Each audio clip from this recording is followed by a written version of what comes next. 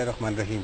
السلام علیکم ناظرین، پروگرام اسلام اور انسان کے ساتھ آپ کا میزبان ریاض خان۔ آج اس موضوع پر ہم بات کریں گے وہ ہے اسلام اور معمولات رمضان۔ رمضان میں ہمیں کیا کچھ کرنا چاہیے اور کیا کچھ ہے جو ہونا چاہیے ہمارے ارد گرد، یہی ہمارا آج کا موضوع ہے۔ اس موضوع پر بات کرنے کے لیے ہمارے ساتھ موجود ہیں معروف عالم دین حضرت علامہ حافظ محمد شفاعت رسول۔ ہم انہیں کہتے ہیں السلام علیکم۔ وعلیکم السلام ورحمۃ اللہ وبرکاتہ۔ علامہ صاحب بہت شکریہ، آپ نے پھر زحمت کی اور ہمارے اس پروگرام میں تشریف لائے۔ علامہ صاحب، قرآن و سنت میں رمضان المبارک کی یعنی روزوں کی فضیلت کس طرح سے بیان کی گئی ہے؟ بسم اللہ الرحمن الرحیم۔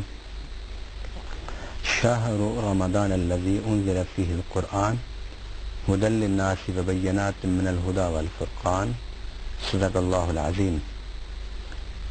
ماہ رمضان کی فضیلت کتاب و سنت کے حوالے سے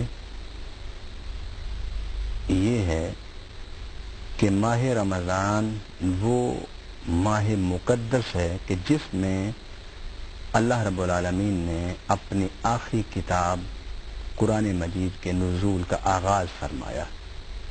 یہ سب سے بڑی فضیلت ہے اور وجہ امتیاز ہے ماہ رمضان کا۔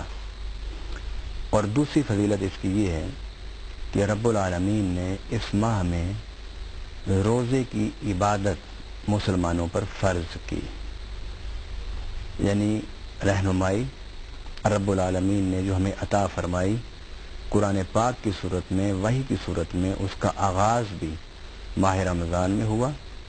اور اسی ماہ رمضان میں اللہ تعالیٰ نے اپنی پسندیدہ عبادت روزہ وہ بھی اس میں فرض کیا۔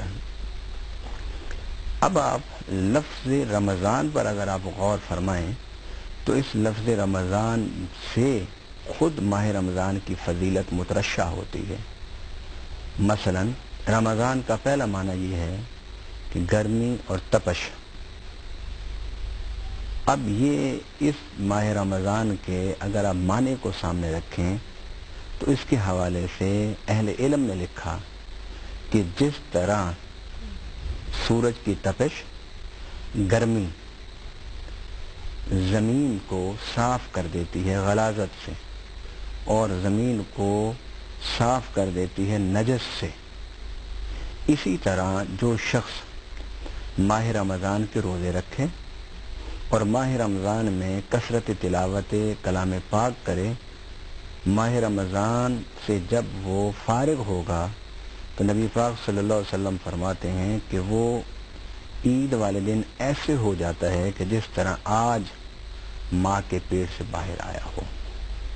گویا رمضان کی عبادت، ریاضت، بھوک اور پیاس، شب بیداری، سجدے اور تلاوت، یہ انسان کے گناہوں کو جلا کر ختم کر دیتی ہے۔ اور دوسرا جو رمضان کا معنی علماء کرام نے بیان فرمایا وہ یہ ہے کہ موسم خزاں کی پہلی بارش، تو جو پہلی بارش ہوتی ہے وہ جب وہ اترتی ہے تو فضا میں جتنی آلودگی ہوتی ہے اس سب کو وہ زمین پر لے آتی ہے اور فضا بالکل صاف اور پاک ہو جاتی ہے۔ جو پالوشن ہوتا ہے، جو دھول ہوتی ہے، جو مٹی کے ذرات ہوتے ہیں یا کیڑے اور مکوڑے ہوتے ہیں، وہ جب پہلی بارش اترتی ہے تو وہ اس فضا کو صاف کر دیتی ہے۔ تو رمضان کا معنی اس حوالے سے رمضان کی فضیلت کو واضح کرتا ہے کہ جب ماہ رمضان شروع ہوتا ہے تو ماہ رمضان کی برکت سے، ماہ رمضان کی عنایات سے، ماہ رمضان کی مجاہدات سے اللہ رب العالمین بندہ مومن کی زندگی سے جتنی آلودگی ہوتی ہے اللہ اسے صاف اور پاک کر دیتا ہے۔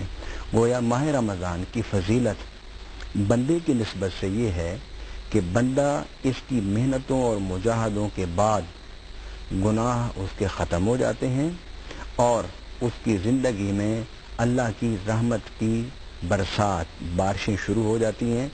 اور قرآن کے حوالے سے رمضان کی فضیلت یہ ہے کہ سب سے افضل اور سب سے مکمل ترین کتاب اور سب سے آخری کتاب وہ اس رمضان میں نازل ہوئی۔ اور ماہ رمضان کی چوتھی فضیلت یہ ہے کہ اس ماہ رمضان میں اللہ رب العالمین نے ہم پر روزے فرض فرمائے۔ علامہ صاحب اللہ تعالیٰ کا خاص کرم کہ اس نے ہمیں یہ رمضان جو ہے